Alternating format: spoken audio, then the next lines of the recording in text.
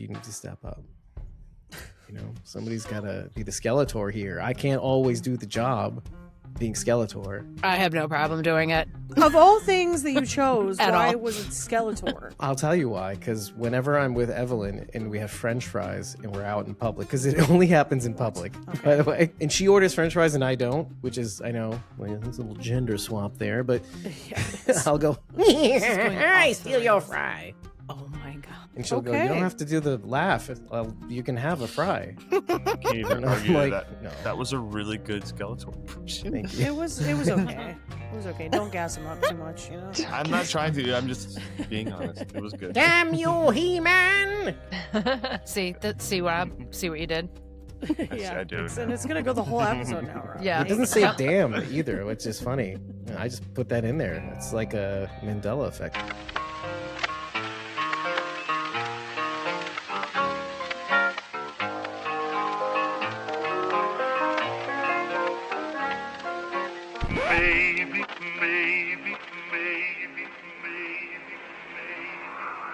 We are Squawking Dead, a podcast pulverizing programs beyond the Walking Dead universe. Sometimes we give you news, sometimes we make you laugh, most times we go deep.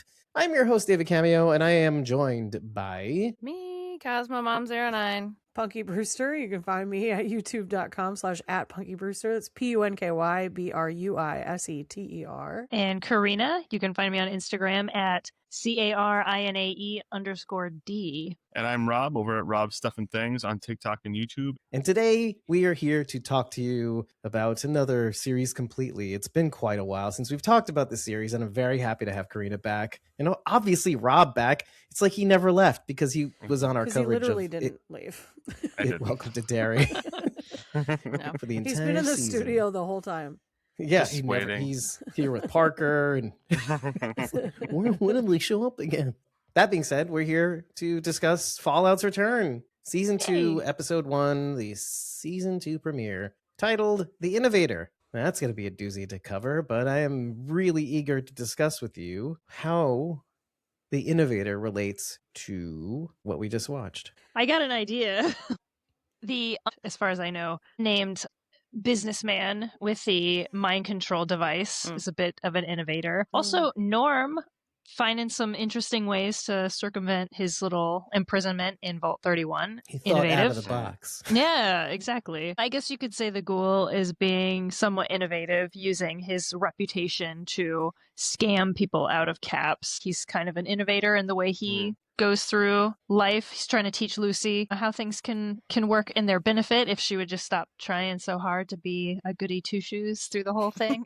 So, Simultaneously, though, counterpoint, you could call Lucy the innovator because she's been shielded from the thus far terrible world that's out there. And so she thinks that maybe she's innovating by changing Wasteland. She thinks that she can reform the Wasteland. So maybe she could be seen as what's obviously going to be a failed innovator. Or then again, who knows with the series? not always. Maybe not with raiders. I don't think shooting raiders in the knees is really helpful, but, you know, in other situations, probably. I'm eager to be proven wrong, but it just doesn't feel like it's possible. I would argue Flea Soup Lady is a real innovator. There you That's go. pretty innovative. Yeah, Wow. flea soup. Yeah. What a competitive price, too. Only 2 caps. 2 caps. It's so eco and green Yeah. for a Flea dead soup. yellow world. And her It's very crackers. green. But they're in her Yeah. other pants. In her other pants, yeah. In the other pants. Listen, we can't have everything. Jeez, Louise. You could also call Hank the innovator, too.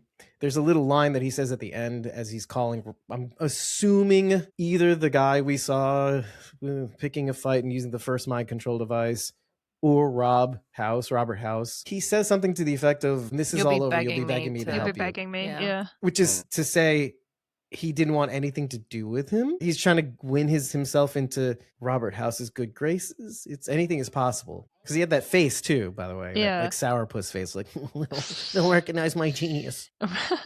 Well, Hank was part of Buds, right? So he was a junior executive. He probably was struggling to climb that ladder, and Mr. House didn't have the time for him because he was a big fish. I agree with the theory. Wow, okay. I didn't think we'd be milking this title as far as we've gotten, but of all the things they need to innovate on, obviously the water chip, but which brings me to Reg, who is also innovating.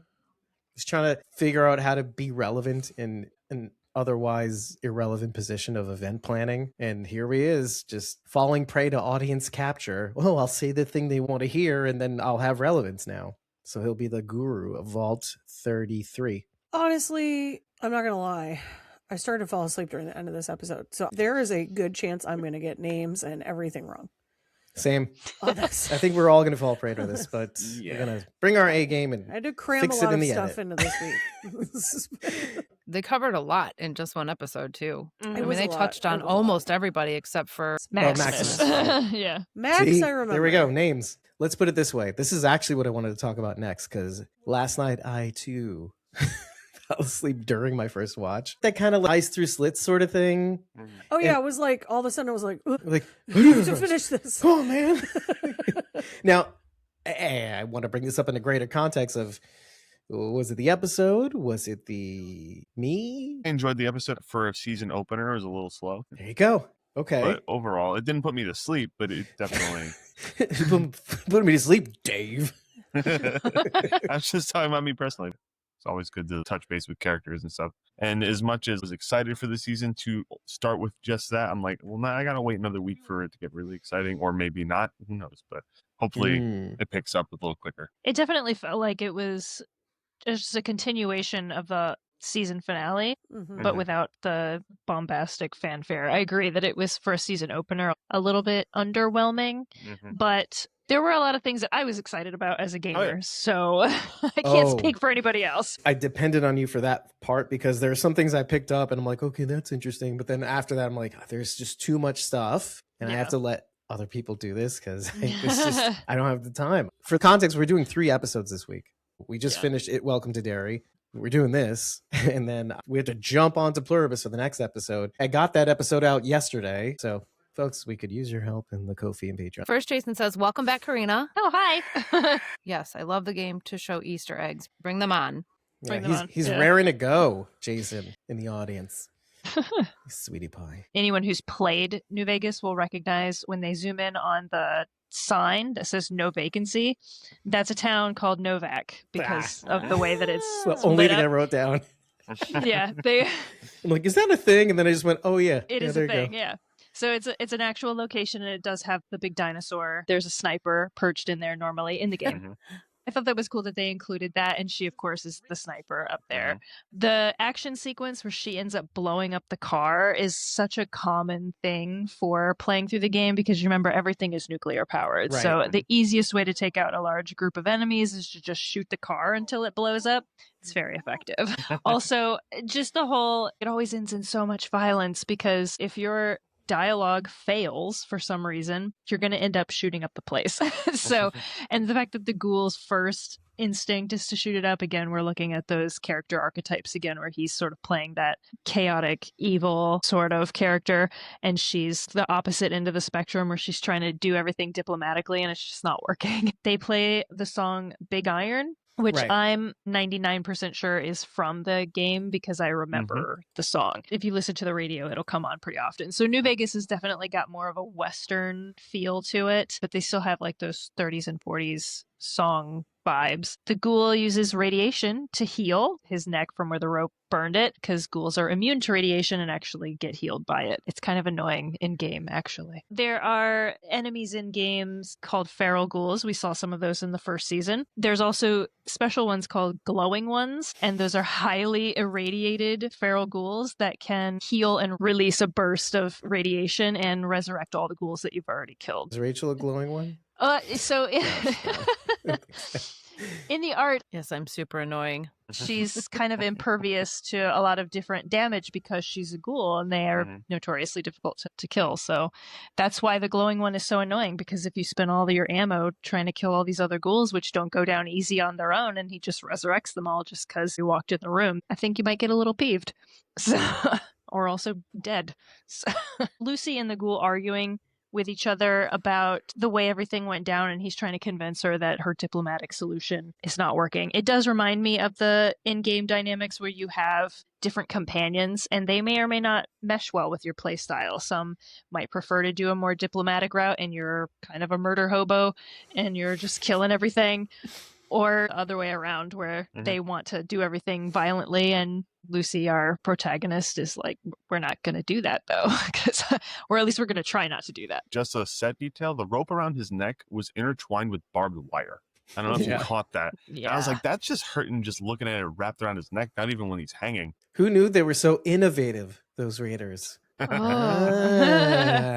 Also, that she was able to shoot it, and that barbed wire and the rope all kind of, I guess the weight of the ghoul might have helped it snap, but who knows? But you got to remember, all these materials, this metal and stuff like that, has been sitting around for 200 years, getting rusted. So it's probably not the most structurally sound wire or metal rope that you could use. It's going for gore over structural integrity. Yeah. So I had noticed that either the Raider group or whatever was called Great Khans. See a little bit more Easter egg. Yes. So New Vegas is very faction oriented. So there are tons of factions to consider. And all of the Raider groups are part of a different faction. There are very few of them are unaffiliated, where in Fallout 3, they're just sort of all Raiders. The same with Fallout 4, they're just Raiders. With New Vegas, you have Great Khans, Caesar's Legion. So these are empires so far. Kind of, yeah. You have other factions like the NCR. Mr. House arguably is his own faction. And there are several families that run New Vegas as well that are constantly vying for power. You even have money denominations that only work with certain factions, which is a dynamic I wish they would bring back for newer games, but it only happens in New Vegas. So yeah, you can get Legionary. I don't know how to say it. They have that just for Caesar's Legion. And in New Vegas, there's somebody who will exchange for you into caps, which is like the universal money. But of course, you lose value when you trade it.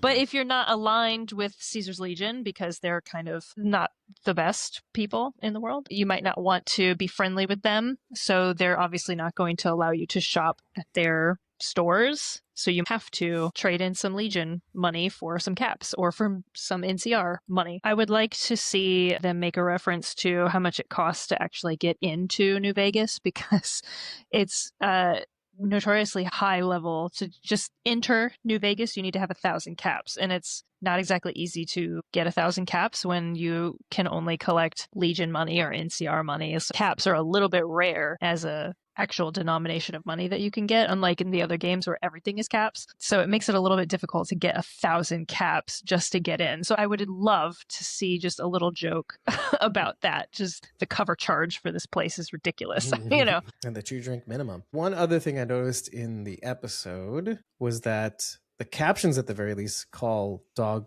meat by dog meat's name. I thought that too. CX404. CX404, Yeah, I don't think he was ever officially called dog meat on the show. Obviously, Bud Askins in the captions and also in the X-ray is called Brain on a Roomba. Brain on a Roomba, yeah. Little tongue-in-cheek there. At least Amazon Prime is having fun with that part. Okay, I know David's not a huge fan of flashbacks. Well, on The Walking Dead. Okay. But these flashbacks really do push the story along. I've really been enjoying them. And it's definitely humanizing the ghoul. I really don't know if he's supposed to be a bad guy or like a neutral guy. I don't hate him. I think he's a guy that's found himself in a situation and he's looking for his family and he's doing it the only way he's learned how over the past 200 years. He's doing what is working for him. I can't fault him for that. I had this thought in the back of my head of, why does Hank suddenly turn bad? What do you mean suddenly? I think Hank's always been bad. Relatively in the blue sky, 30,000 foot view. Obviously the ghoul, he's 200 years old plus or whatever it is. Over time, you get weathered down and you have to do a lot to survive. I get it. But Hank McClane just woke up however many years ago, 30 years ago. We're not going to get into the technicals. We were very technical last season. You can watch that. I don't remember how long ago it was. But arguably, it's not taking him that long to be bad. And he's been relatively in comfort of the vault, let's say. Obviously, there were some challenges. There was the famine and whatnot. But how long has he been bad? Has he always been bad? Always.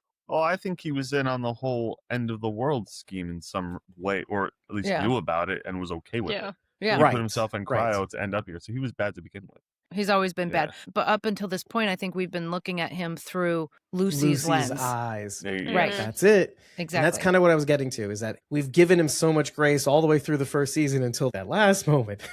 or that last episode or whatever. Because the only thing we've known about him is being Lucy's Oh, dad. poor We've only Hank. heard what Lucy Yeah, had to say about him. He literally blew up a town because he was Yeah. mad that his wife was trying to leave. Come on. Who does that? Right. I mean- Just murder all these people. Sounds like a dude. Right. Why did you get so personally offended, Dave? Excuse me. Sneeze. Dave's blown up a town before. So. Yeah, exactly. What? He would.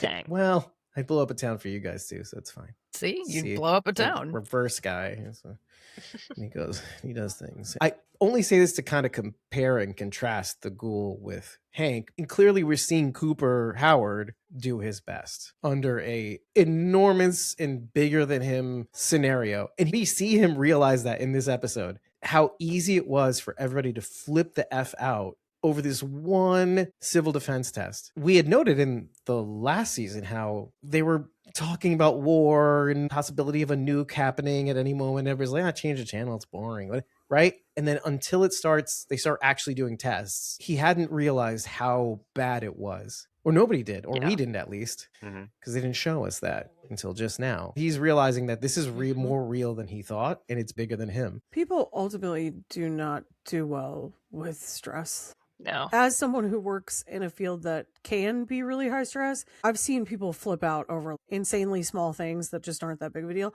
or just like don't know how to handle crises like at all. I remember one day our water fountain in the hallway started leaking water out of the bottom of it. Was it missing the water chip? Yes. It was over the outlet. That's not a good spot for an outlet. No. And I have two employees who start running like chickens with their heads cut off, like, and not managing it well. I just had to stop them both and be like, please walk away. Please walk away. Yeah. I will take care of it. All I had to do was calmly walk to the hallway closet that was right there and shut off the water valve. That was it. You could shut the fuse too. Yeah. It wasn't a big deal. Well, no, it's a new building. The reason that we follow codes and regulation and stuff is to prevent stuff like this from causing electrical fires. So the type of outlets that you're required to have in a building are not going to just succumb to water immediately. If they did, everybody's house would be on fire all of the time. Right. That's not how things work. Good point. People don't really know how to act when there's some sort of crisis. And if you've never dealt with crises before in your life, then you really don't know what you're doing. So you just kind of start freaking out. Have some I would 100%. imagine. self-awareness and take a deep breath. Don't panic. That's what it comes Well, down to. that's why they teach you in CPR courses, any sort of emergency aid.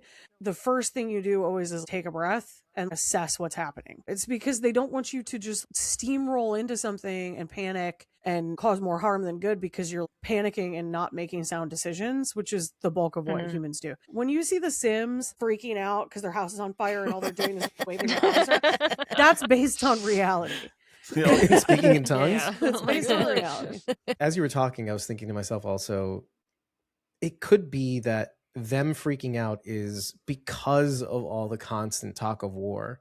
Or actually, I don't know. Let me think. Okay, I remember because I had this thought while I was taking notes, hurriedly, admittedly, when we saw the first episode last year and a half, whatever it was of the bombs starting to drop. So that is after everything that Cooper Howard went through. It's easy to forget that because this is all before that. He did everything he had to do. He was only with Janie. He was not with Barb, right? There's that whole thing. I say that only because it's at that point that everybody's kind of ignoring the civil defense drills and all that stuff. Not now. Now everybody's freaking out. But later on down the line, people learn to ignore it because they probably were inundating them with all the drills and stuff like, oh, it's another drill. I guess it's kind of like fire drills. And sometimes you have to leave. You're at the work and you're like, oh, and I have to stay a little longer because of this BS, right? Well, yeah, there's lockdown, fire, and shelter in place. You have to do all of them. Right.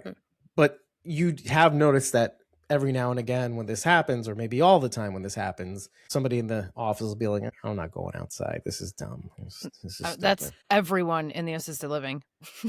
Every time. There you go. Every single Right. person, every single time. They're like, do I really have to? Because we have to get them up and out of their rooms and gather in the living room. No, if there were actually a fire, we'd go outside. But because they're old, we just gather in the living room. They don't even want to get up out of their recliners. They're like, ugh, do I Right. have to?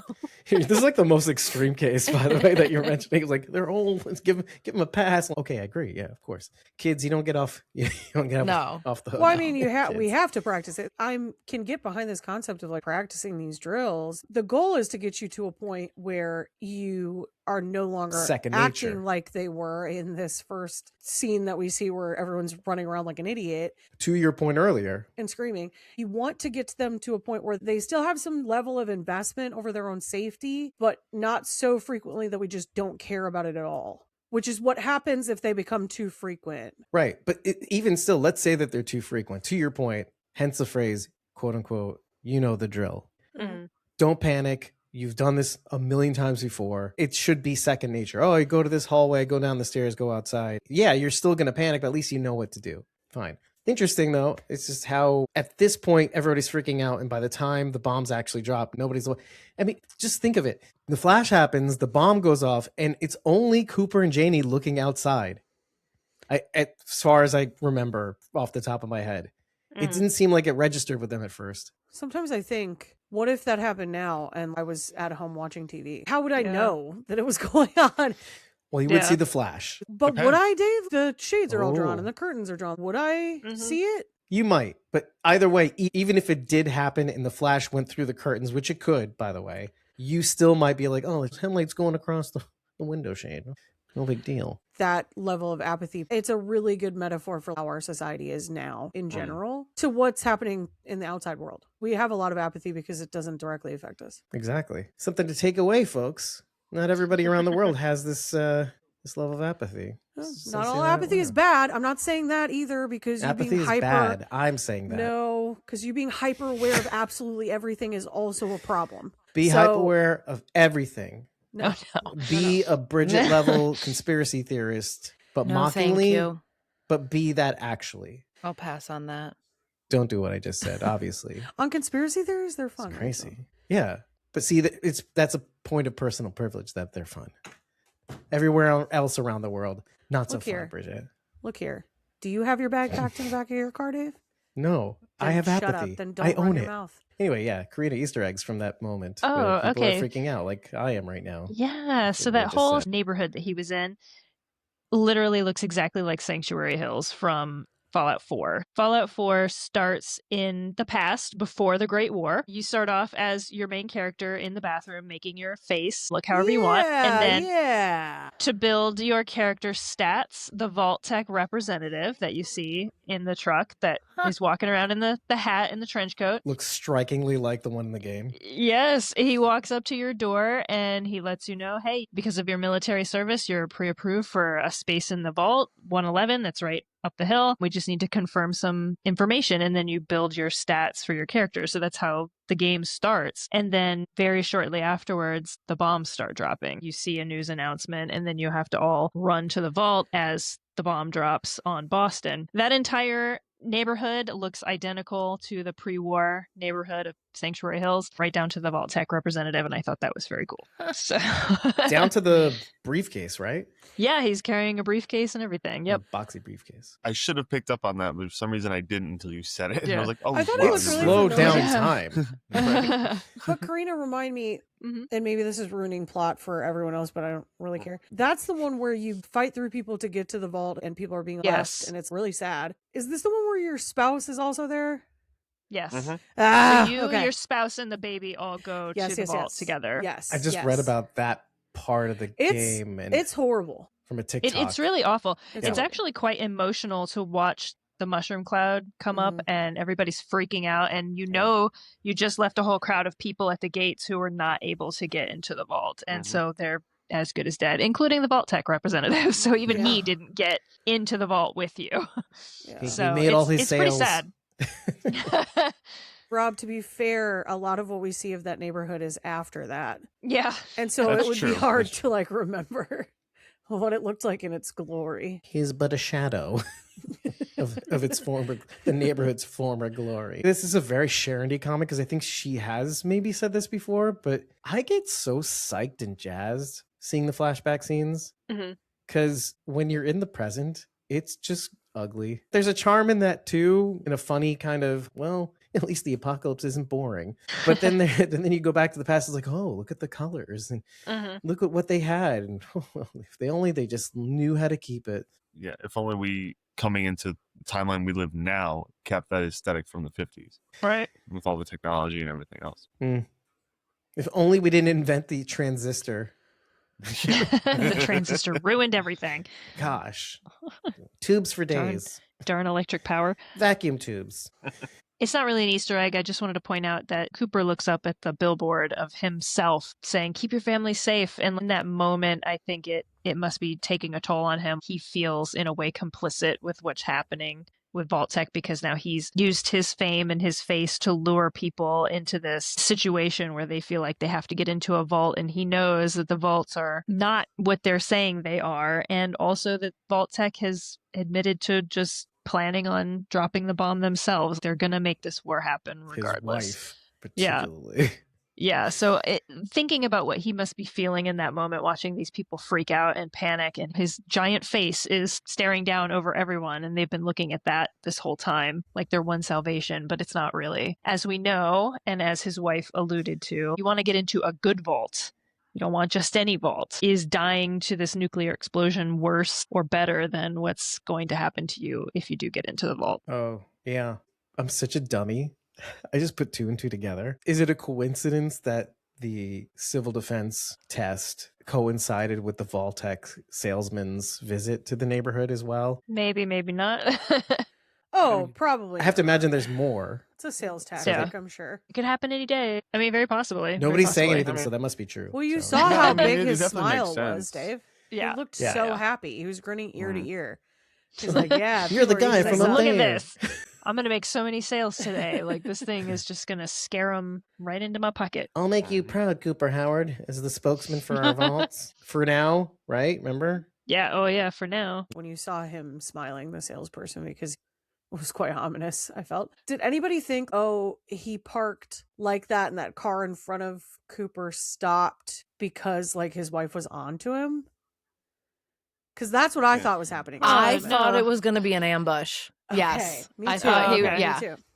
Didn't did cross my not. mind. I I thought I didn't he was was either. too busy I didn't- looking at the aesthetics of the scene and thinking, this is like Fallout 4. Me I too. didn't Oh think my about that. And Well, I this- mean and more in like this the time situation, period, but Rachel yeah. and I live, and the rest of you die.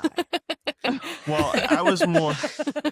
I didn't think about that because my wife even throughout was like, when does this take place? I thought he was with his daughter at a party. When does he leave? Right. I was like, that Mm. makes See? sense because he ends Can't up forget there, that so he that's obviously doesn't after. get an ambulance. Yeah, Mhm. Jumping So- around, yeah. because I was like, that's when the bombs fall. So this is obviously before that, and obviously we have to get to that point. We don't really know the exact time frame, though, right? Is that No, sort of not elusive? exactly. Yeah. Okay. Okay. Right. We see the end, and then it takes us right back to the beginning. But we Mhm. don't know how far back. I don't Yeah, that's a think great so. question, I'm actually. just Yeah. making sure I didn't miss like 2 years earlier or 6 months earlier. Not that I remember. No. Okay. And If we when would did that have be one of those, relative? I don't remember Yeah. it anymore. Okay. And so it doesn't matter.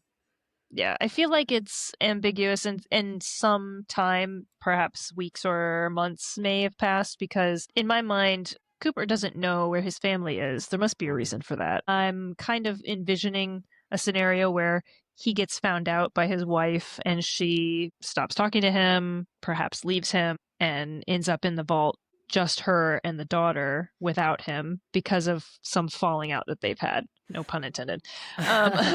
He was with his daughter when the bombs went Right. off. So how Right. could he possibly not Well, know where they are? right. So we didn't see Yeah, that you know. period. So I feel Yeah. like the bombs go off, but Barb would have known when they were going to go off. So she maybe Yeah. knows to look for Cooper and Janie to be able to find her. Maybe. To be able to take her to say, I'm taking her to the vault, but you and I are on the outs, so you're on your own, dude. Yeah. Figure it out. Or Yeah. who knows? That's possible. She might know exactly where he is in that moment. Yeah.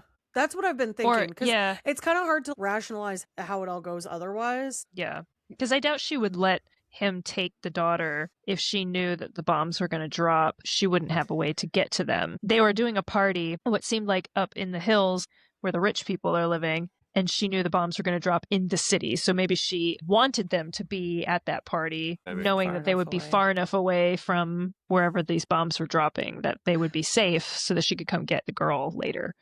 Or somebody just decided to drop them early. Very possible. Yeah, there might have been a plan, that's and she also might have been a true. part of that. And then some dude said, "Nah, I'm gonna do it now."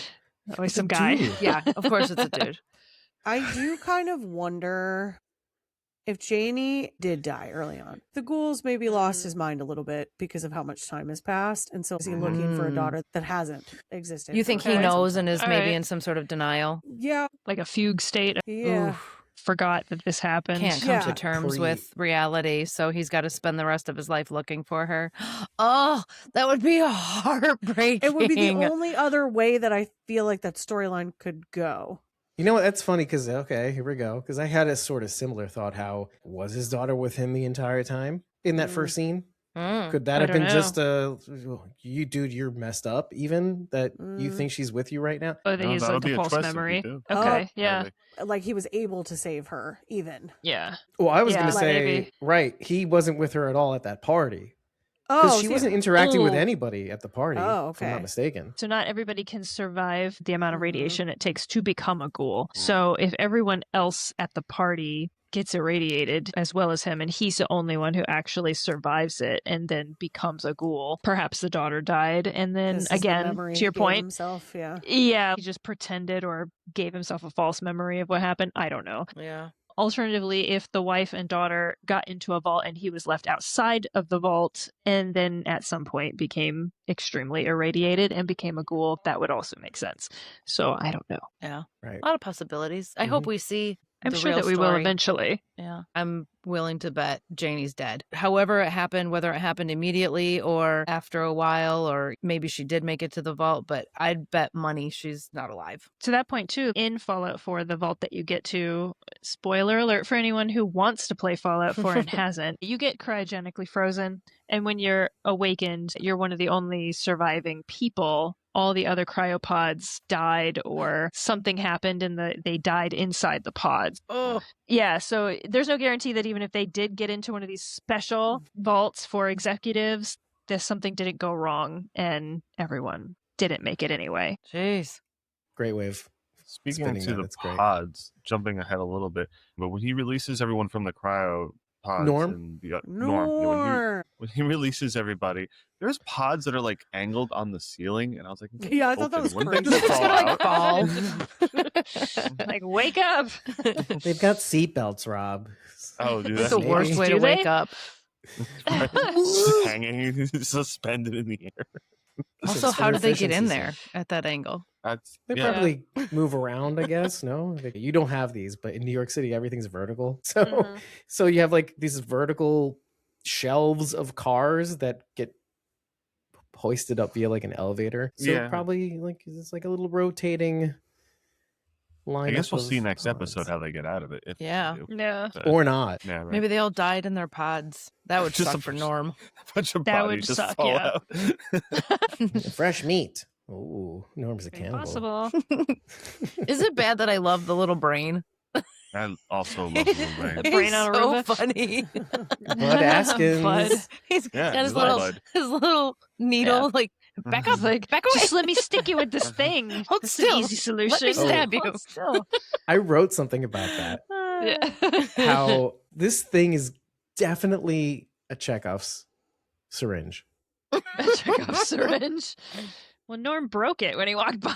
Right. Just kicked it apart. You don't think Bud in a brain jar can just just put on another? I don't know why I made that noise. That's That was irresponsible. gross. I know. I realized that, Responsible. Yeah. but he can't just suction cup another syringe full of fluid. You're talking about Okay. the Roomba that got trapped by a broom. Yeah. So I don't know. True. It's such an ineffective way to holster a brain.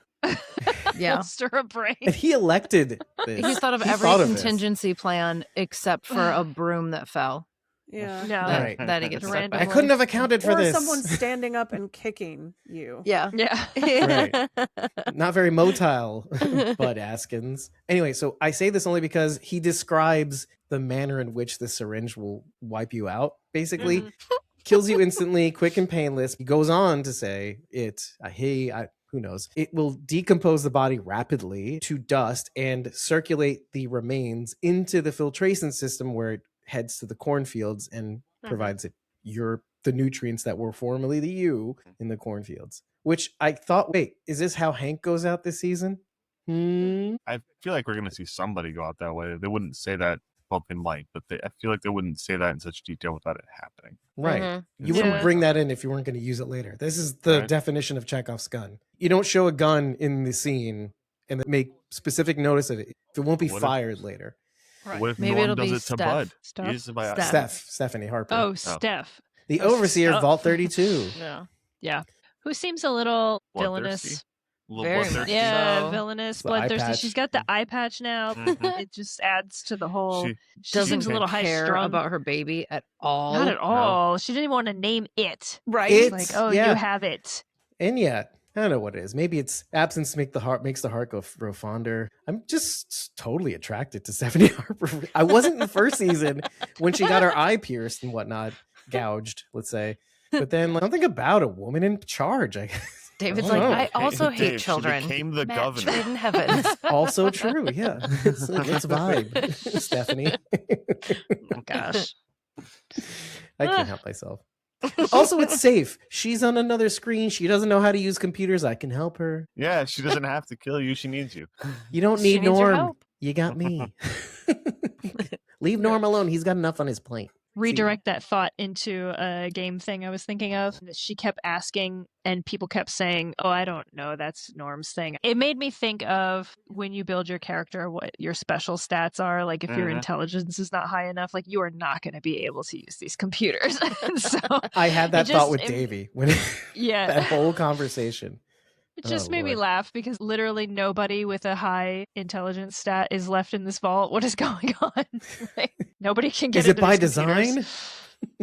Maybe. If you're creating your character and you have medium intelligence, can you do things out in the world to raise that? So you level up and you can choose to increase your Okay, special okay. stats, Mhm. or you can also, or sometimes both, choose a perk that helps you with stuff. You can also get companions that can do things that you can't do. So Hmm. in Fallout 4, I like to have Nick Valentine as one of my companions. He's an early version of the Sense, and he's very clearly, obviously, a robot, but he has a personality of someone who was alive pre-war in all of his memories. So that person is Nick Valentine, who is a detective, but he is able to hack computers and stuff like that. So if I'm playing a character that's stronger in other ways, I'll bring him along and get into stuff that I can't normally get into. So, really? but that's something you can do in any of the games. You can have different companions that will have different strengths and things like that. Boone, for example, the sniper from Novak, obviously a very good sniper, but he also brings with him the caveat that he hates the Legion. So any Legionnaires that come near you, you will immediately aggro and you'll have to fight them because he hates them so much. Little drawback. You can't have any kind of like diplomatic talks with a Legionnaire if you have Boone in your party. So- I forget. Can you swap out companions? You can. Which Yeah. game is this? New Vegas or Fallout 4 or Okay. 3 even. Yeah, you can swap out companions and choose different ones. In 3, you can have 2 companions. In Fallout 4, you can only have 1 companion at a time, which sucks. But Mhm. because it's definitely useful. Also, in New Vegas, no one is necessarily essential except for children. You can't kill children NPCs. So all of your companions can die permanently. All of the main faction leaders can die permanently. It led to an interesting way that they built the game so that you would be able to finish it no matter what. There's a Mhm. character that I'm 99% sure we're going to meet named Yes Man. He is a robot that works for Mr. House. And Yes Man is the way that you can complete the game, even if you kill every faction leader in the game. So you can still complete the game. I'm going to So- take a guess that Yes Man basically does whatever you want it to do. Yeah, he's there. He Actually. just tells you, like, you can do this. And, like, do you want to do that? And he's like, that sounds like a great idea. Because he's Yes Man. Jason just said, how many children in game did you try and kill? Not Stephanie. me specifically, but, Stephanie. sometimes things get caught in the crossfire and you just happen to notice, oh, everybody in this town is dead except for these children. So obviously they're immune to gunfire. So So Karina's like, I moved the crosshair. There is a town, I'm pretty sure it's in New Vegas, called Little Lamplight that's inhabited entirely by children. So all of them Ew. are immune to anything that you could possibly do to it. So love and they're that also reaction. super annoying. And so if you were going to try to shoot an NPC child, Try them. maybe it would have happened in that town. I'm not saying from personal experience necessarily, but you know. Asking for a friend. Yeah. Speaking of robots made by Robco, did you guys notice the opening scene instead of the Vault Tech computer? It was a Securitron screen when we came into the show. It's right at the opening credits, like where it glitches the title screen. It's the very beginning of the show. Instead of the Vault Tech computer in the pre-title sequence, or before it shows you the first scene. Gotcha. It's a different one, I didn't notice. Now I'm gonna have to throw that on the damn screen. You're welcome. Good call though. It's one of those things where you're like, oh, another one of these. Oh, it's produced by whatever. Who cares? Yeah.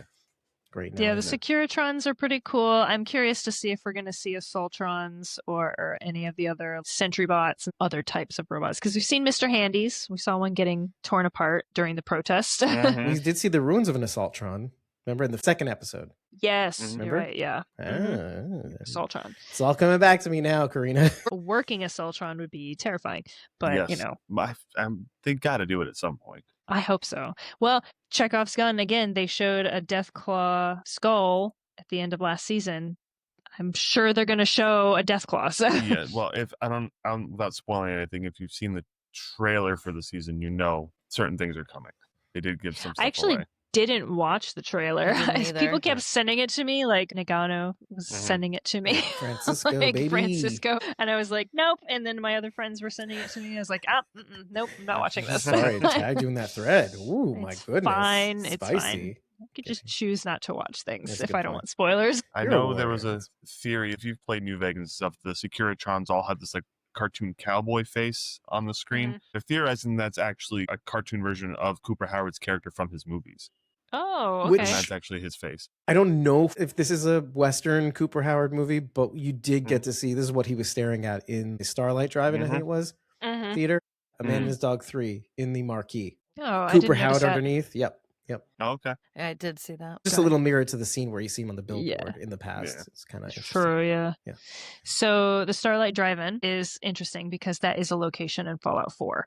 It's a settlement that you can build up. It's one of the largest settlements area-wise there is. There's not a lot to it. But I did notice that the sign for Starlight Drive-In kind of mirrors the way the building looks in the game. It's not in New Vegas, it's in Boston, but it seems to me that Starlight Drive-In might be like a chain. Also, talking about Cooper's movies, when he goes back to the house to get Janie, you can see, and it kind of pauses on it for a second in the background, there's a giant poster of Revenge of Brutus that I'm assuming is a movie that he was in, and there's like a Legionnaire on it, which I found interesting because of New Vegas and the connection to Caesar's Legion later on. An interesting background detail that he would have maybe been in a movie that was themed as such. Okay. Because we saw some of the Legionnaire costumes on set Cooper Howard's past. So we will see remnants of that in the season. Okay. I don't know if this is related too, but underneath that movie, A Man and His Dog 3, obviously there's more than one movie playing. And the one underneath starts with the letter R and ends in Unk Dracula. Unk Dracula. Like drunk Dracula, so there's the R that's in the beginning, and then there's like a ton of spaces. Although all those letters are gone. It's like Revenge of Drunk Dracula. Do you know what I mean? Like Revenge of Drunk Dracula. Unk Dracula. What could that mean? Yeah, something It's just about Dracula. Just Unk Dracula. Yeah, it's Unk. Yeah. Not Bunk or Hunk. Hunk Dracula. It could be a hot Dracula. Then you'd call him Hot Dracula, Dave. Duh.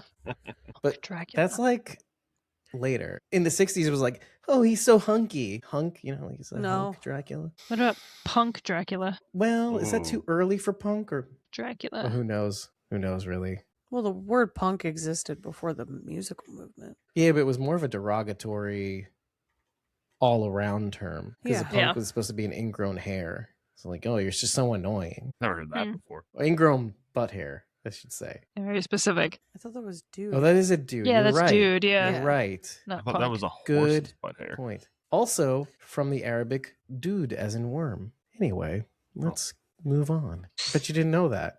No. In terms of content, where do you think this is all going? Just on a 50,000 foot view. Obviously, we don't see Maximus just yet, but if you had to say where everything was swirling towards, we're all going to New Vegas. Mhm. That much is established. Robert House is said to have pushed the button. There's that guy in the beginning who doesn't have a name, who's Jennifer Aniston's ex-husband. Yeah. I forget what his name is. Yeah, I don't think they're married anymore. I just love him as an actor. He was in that series, The Leftovers. Great show. Something about him always reminds me of Ed Norton. I could see it. Say more, Mhm. as in demeanor, Just like- or Yeah, like just something about the way he carries himself. Karina, do you know who that guy is? I don't know who that guy is. I don't know if he was that shocking to you. It was a little, yeah. I was like oh. So I wanted everybody to have fun, and then like Let him Karina do it come in again. with the answer. What? I wish. Yeah. Visual cue. The vault that is associated with his mind control research is actually a vault that was cut from New Vegas. Vault 24 existed in New Vegas and they deleted the content. The only thing that was left is buried in the game files. You have to use like console commands to get to it. Oh, But there is a Vault 24 vault suit you can find in there. I found it interesting that they used Vault 24 considering it was going to be part of the game and never was. This mind control device isn't like anything that I can recall No. in the games. I could be wrong. Although the character and the whole vibe reminded me a lot of a storyline or a side quest in Fallout 4. Doesn't really have to do with mind control, but it did have to do with like, some sort of supernatural kind of thing going on. well, that last character, was that Gretch's son? The flea soup lady, I think Yeah. that was her son. I Yeah. I only know because of the X-ray. That's her name. It's supernatural in the sense that Fallout does include some level of extraterrestrial stuff, so you can meet aliens and stuff very rarely. And this character, his father had found some kind of alien device on an expedition way in the past, and it took over his mind, and he ended up trapping him somewhere in the game. He wasn't really associated with a vault, and he was in Boston, not New Vegas, which is quite far away. You've already proven that they can recycle or explain away some of the things, like the Starlight Drive-In, which was also from Boston. So maybe they are Yeah. starting to recycle a few things. Maybe. Or just paying tribute to them. Like I Mm. said, I think it's mostly the way the man spoke. I would have to look up and see who the voice actor was for that character, if it was the same guy or not. Did they get Gretch's money? I didn't get to rewatch and pay attention to that detail. I don't think that they did. I think they were too shocked by an exploding head Yeah, exactly. to worry about it. How creepy was that? My sugar bomb. And then Yeah, he blew very. up. Yeah, That was it so was creepy. weird. I would be a little traumatized after that. Did he program him to say it, or was he talking through him? That's a great question. I have no I idea. think it's kind of both because he had to have pre-programmed the message to be said as soon as someone approached him, Yeah. maybe, which was a message he programmed into. So it is him speaking to her, but he's using this person as a speaker, essentially. Right. I just didn't know if it was Yeah. like a two-way. How did he know that that's when they were going to get there? Obviously, they were following him. I think he just maybe set it to like once someone approached that the message would play. It Okay. didn't matter how long Yeah, it took. maybe. He showed him a picture, of Lucy. How did the guy in the flashback sequence, the mystery guy, well, he did give verbal commands Right. to the Mhm. person, and Yep. he was like, take care of your friends. And then he used a remote control or whatever to turn up the power, I guess, and it Mhm. just blew him For up. the So, suggestibility, quote unquote. suggestibility. I'm using air quotes or Right. bunnies, as Yeah. Rachel says. Maybe they improved the technology or changed it in some way over all that time experimenting on people in the vault. But Hank Well- seems certain that he can get it to work. They must have improved it enough, and they were illustrating this by way of the costumes. Like, wait, hold on, we just made it so that this entire vault thinks they're a bunch of communists, and their Yeah. heads were clearly still on their bodies. So, True. how about that? But a lot of them weren't, because that Sure. whole table was full of headless people. Yeah. So, True, but some of them so weren't. 50-50. sort Which of is why he working, says there've sort been of not. improvements. Yeah, improvements, but not perfections.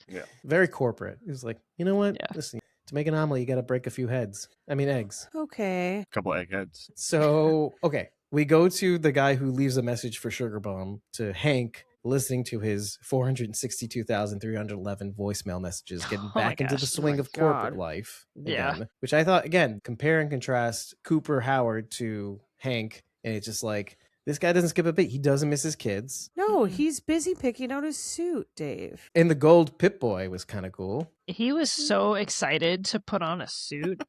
Yeah. My gosh. He seemed extremely pleased with that. The corporate world in general. Until then, he was cosplaying, basically. Oh, I'm a sweet Yeah, daddy. he was like cosplaying as a vault dweller and a caring family man. When in actuality, he's a shark in a business suit. Yeah. I feel like there's so much more. I feel like there's more. But is there, There's right? really not, though. No. There's the This deviled episode eggs kind of ended. commercial when Barb comes yum, in. Deviled eggs. As Barb comes in, it switches from the radio program about Mr. House talking about, oh, it's not a matter of if, it's a matter of when someone drops the bomb. Yeah. Oh, what a And then it switches controversial to statement, Rob House. Deviled eggs, yum yum. Oh, Exactly. also, Oh, my there little, he is. Little vault my boy. little vault. Sharondy's mom made this for me for my birthday. So Aw. Look, Little he's vault got his boy, little right? thumb little up. vault boy. Yep, he's got a thumbs up right I love here and it. his swoopy hair. He's adorable. His swoopy hair. Yeah. A little His gormless swoopy hair that smile. won't stay swooped. It wants to do that. So That's all right. It's Anyway, been rough yeah. for him. it's okay. You replace Cooper Howard. With Vault the Boy. Vault Boy, a cartoon that'll do whatever you want it to do. Exactly. Well, and okay, here is where I was heading towards. So where is this all heading to? What is this for? Bud Askins even mentions this. Basically, the top side is cleared out or is compliant.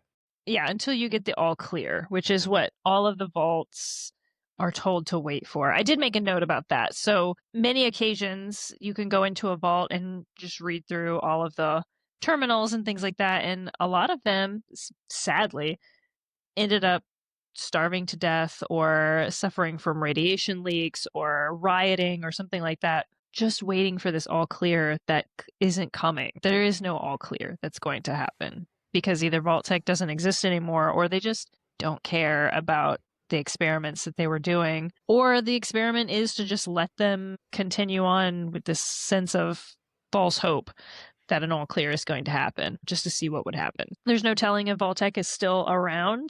It doesn't seem like they are, but you see the evidence of them everywhere. So it's interesting to think about, at least in game terms, whether or not Vault-Tec is a functioning company. None of the other ones seem to be. Mr. House is still going on, but in the events of New Vegas, and this is the other thing I was thinking of, where is this all headed? Depending on how this series goes and whether or not Mr. House is alive or dead at the end of this series will depend on whether or not they're considering the games to be canonical to go with the series. Because right now it's sort of happening outside of the game world. They're visiting locations, but they're not directly interacting with anything that's happened in the games. So this is all a big side quest so far. Yeah, kind I of. had no So I'd be curious to know if they end up killing Mr. House, that sort of changes a possible ending for the game of New Vegas, where your protagonist will have to choose whether or not to kill Mr. House. My thought is that they're not going to, so that they kind of leave it open, like, oh yeah, the game still happens. Well, I was under the impression that this was canonical to the games. So far. As far as I season. know, I think Yeah. people were debating about the timeline. Mm-hmm. I can't remember the specifics, but we got really into it last season about the timeline between when New Vegas happens versus the rest of the games and the show. I'm just curious to see whether or not they're going to overlap those stories at all. If we're going to meet, it would be cool. I don't think it'll be the way I would like to see it because Matthew Perry plays Benny in Fallout New Vegas, which is a side character that shoots your character in the head in the very beginning. I'm like, he's not here with us anymore. But yeah. Okay. I know. I would have loved to see Matthew Perry play Benny would have in been this so season. That would great. have been so cool to see that. But that's heartbreaking. obviously, we won't get that. But I don't know if we will get Benny because Benny lives there, or if we'll get any of the other characters that you meet in New Vegas other than Mr. House. I can see them not wanting to do Benny because they don't have Matthew Perry to actually do that. Right. And they might just mention him in passing in some form or fashion, just as an Easter egg to say, like, hey, he's around. Yeah. Well, which would keep in line with the series thus far, being a sort of running in parallel to the game's stories, events, rather than directly heading into it. I have seen mention that of a specific Legionnaire that they showed on screen, I guess in the preview that I haven't watched. Well, the kiosk the too, trailer, by the way. yeah. So I guess that overlaps a little bit. But like I said, I don't know as far as whether or not our protagonists in the series are going to make changes to what potentially the protagonist in the game would have done. I don't know if they'll change that at all. I would love to see the king. If you remember, the king is an Elvis impersonator. By the way, it's Kaiser's Legion. Oh, Kaiser's, right. I forgot. Because they sorry. don't know how to say Caesar. So they say Ave to Kaiser through the whole thing. So because they don't know how to say it. Yeah, it's Kaiser. And also all of their Legionnaire armor is from presumably Caesar's Palace in Vegas. It's not real. So not real It's armor not real It's armor not even the at movie all. set. Oh my Nope. Costumes we saw. I mean, they could change it to be from the movie set. I don't know, but they are going to Vegas. So I assume it's from Caesar's Legion. And thinking of that, Lucky 38, where Mr. House is, that's Casino. based off of the Strat in actual Vegas. That big tower that you keep seeing in the Oh, skyline. in the distance, yeah, right. that's the Lucky 38. But yeah, I would love to see what happens in the game versus what's going to happen in the series, and if we're going to keep it parallel, if we're going to cross paths, if we're going to change endings at all. Well, and then with the addition of this character, the Jennifer Aniston's ex-husband character, and going back to what you said about Vaultec, I kind of like that idea, because why should it go according to their plan? Why Right. should all their machinations, why should they come to fruition? That is him. What? Justin Yeah. Theroux, yeah.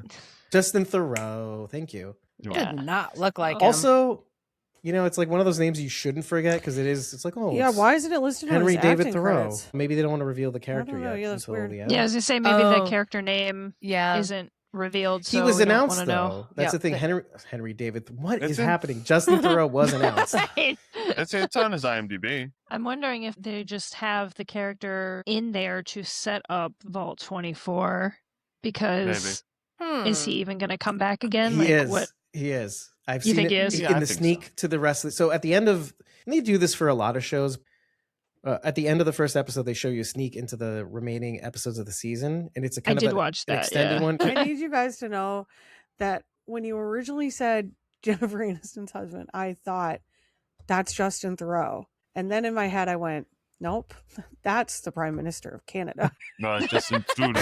Just Trudeau. Same Oh my god! Oh, That's didn't wanna laugh Justin that hard. Trudeau. Justin But I did this. Trudeau. I did the same thing. Justin I was like, yeah, that's Trudeau. Justin Theroux. And then I was like, no, Bridget, No. don't say that out See? loud. That's right. You've already Don't said say that so out many loud. dumb things today. I Don't said say Henry anymore. David This is- Thoreau two This times. is why we're the same level of dumb now. You are thinking at my level. Then again, like I said, this is going to be our second of 3 recordings this week, and it's kind of hectic. And we threw this together really haphazardly. Listen, life comes at you pretty fast.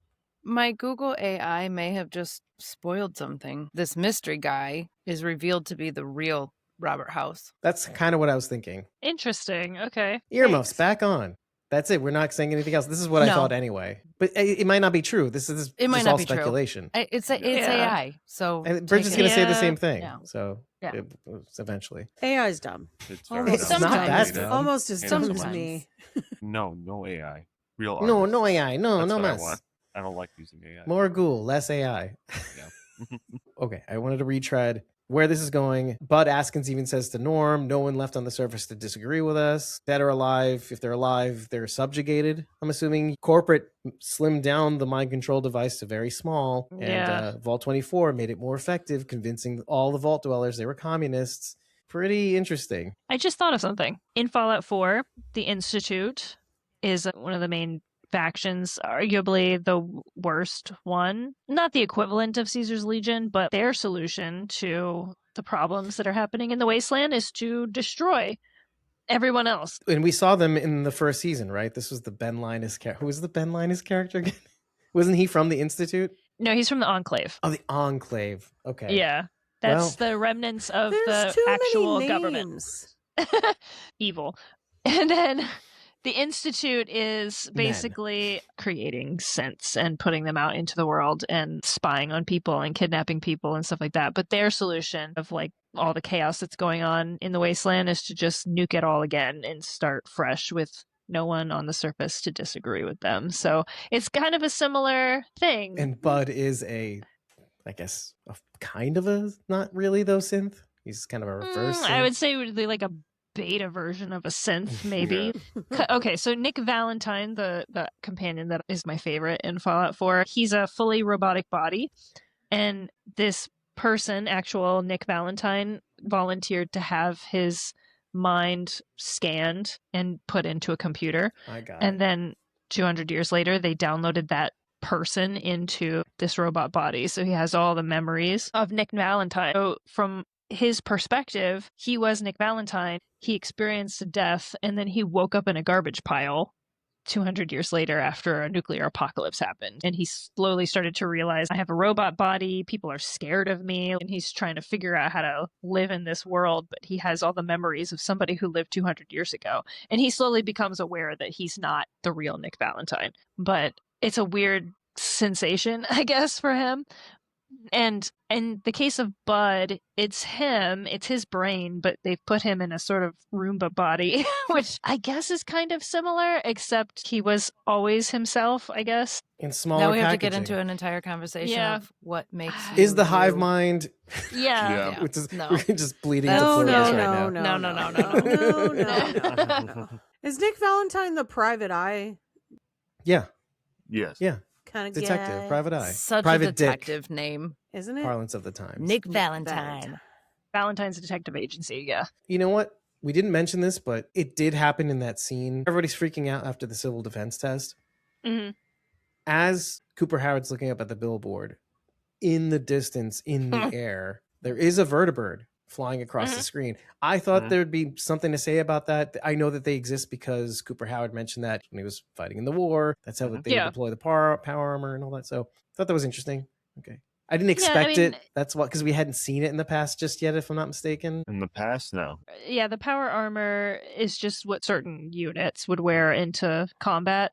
Also, the drugs, too, like Jet and things like that, they would just administer those to the soldiers. Okay. Yeah, so a lot of that came from pre-war time. Again, in the Fallout 4 opening sequence, there are tanks and vertibirds all over the place already when the bombs start to drop. So they've been patrolling, I guess, on high alert, or maybe they're there to protect the vault. I don't know exactly the reason why there's so many of them in this little suburban town, but they're all over the place. Didn't the vertibird show up right as the alarm went off? It like came over and then it flew off into the distance? Yeah, something like that. I think it was like flying over. But it's easy to miss at first. You got like a really good look at it. Yeah. Yeah. Okay, because it panned right up to it. It was right above them. Yep.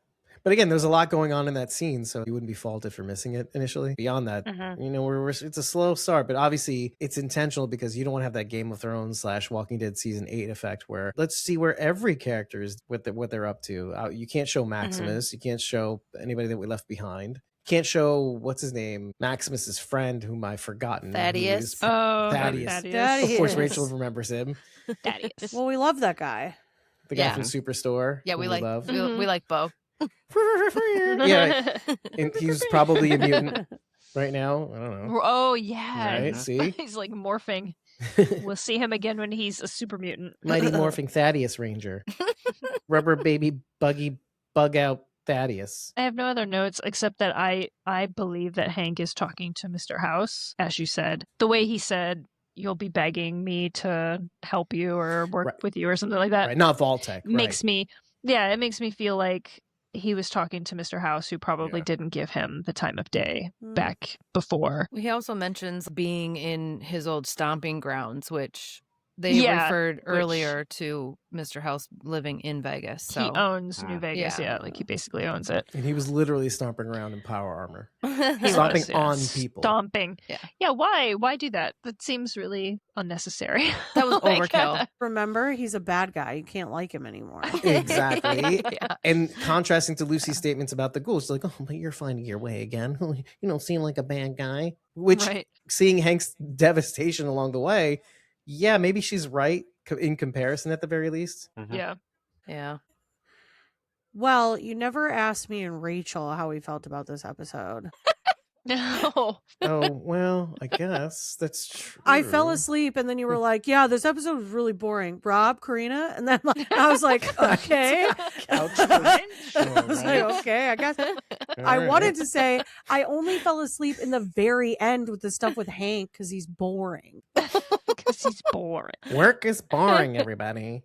Well, all that you missed was him pouring coffee that I couldn't tell if he made fresh or if it had been Oh, sitting there no, for I 200 saw that. years. Get it together, Karina. Come It was on. like, yeah, I know. It reminded me of Silo for that reason, where you're like, ugh, how long has that been Yeah, there? I was like, is that new? Or... He's an executive assistant, so Yeah, but come he on. didn't take off the power armor to do it. Yeah, it was weird. I feel like that would be something you'd want to take the power It was armor off in before the you power do. armor. Okay, It was weird. I don't know why. The It was coffee was You in the didn't weird. see power any armor. steam coming off of it. So No. that's why Right? I'm Is like, it 200-year-old sludge? I don't know. I don't get You're it. giving He kind him of made a face not enough too. credit. And then, yeah, I saw that. And then I saw him try on a suit. And then I saw him. Then he was like really boring for a while.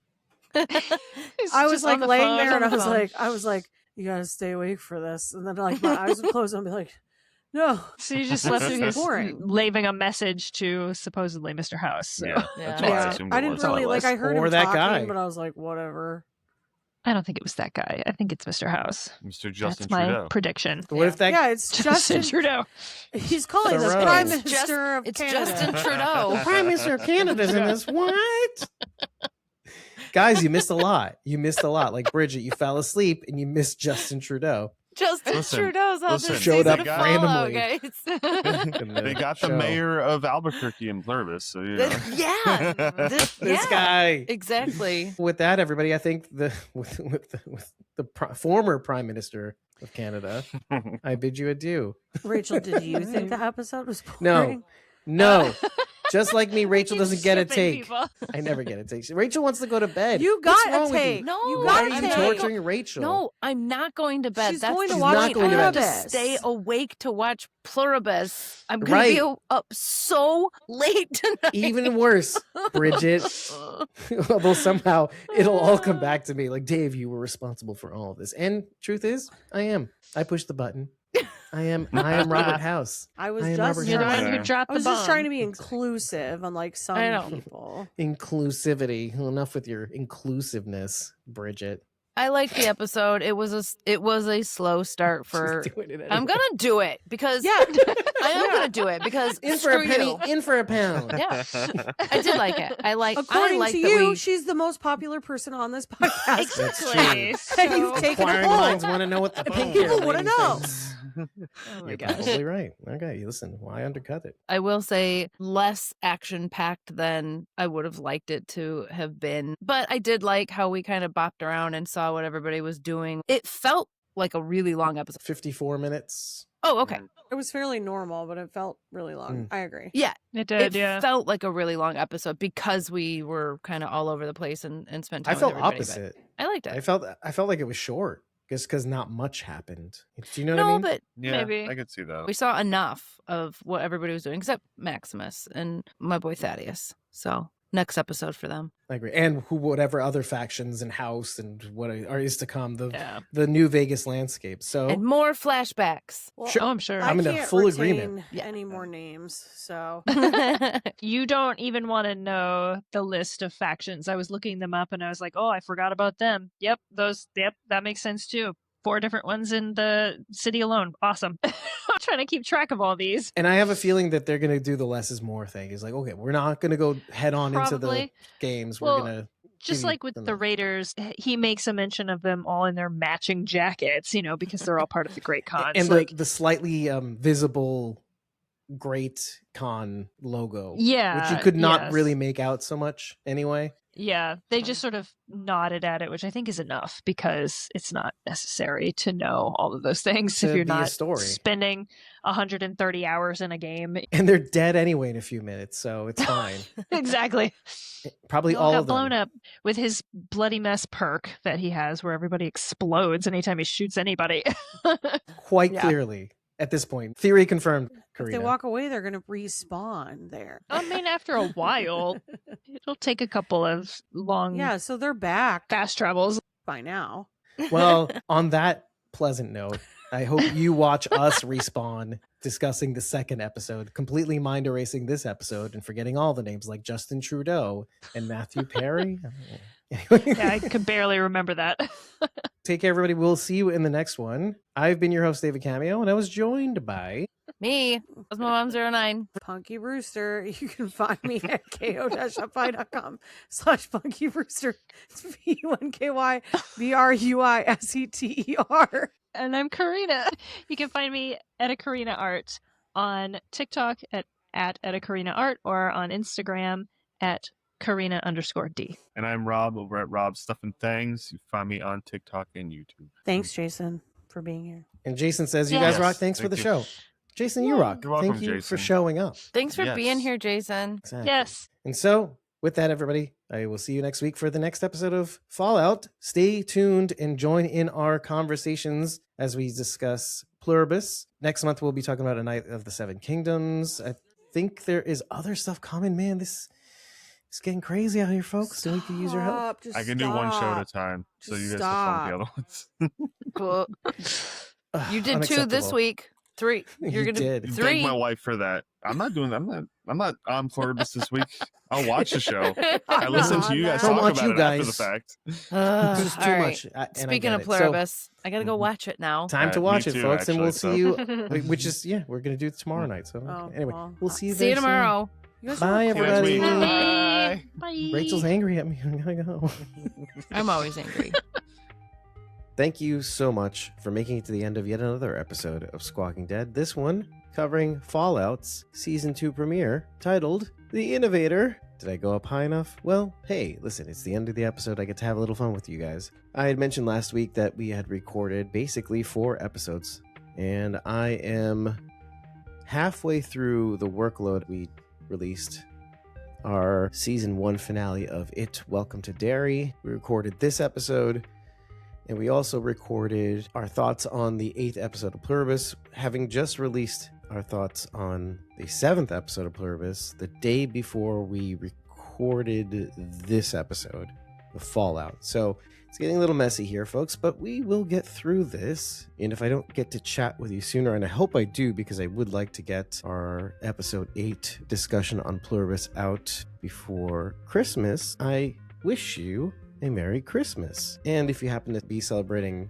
Hanukkah, that day is over as of today, Monday, December 22nd. Well, now you've reached the part of the podcast where we acknowledge our supporters. It's a little perk that they receive when they join a membership on either Ko-fi or Patreon, skipping the Survivors members who get first dibs recognition at the end of every episode. Moving on to our Whispers members, we have Rob Lucchese. You can reach on TikTok at Rob's Stuff _N is Nancy _Thangs, THANGS, and of course Kim.Rowley, the number 1 on Facebook.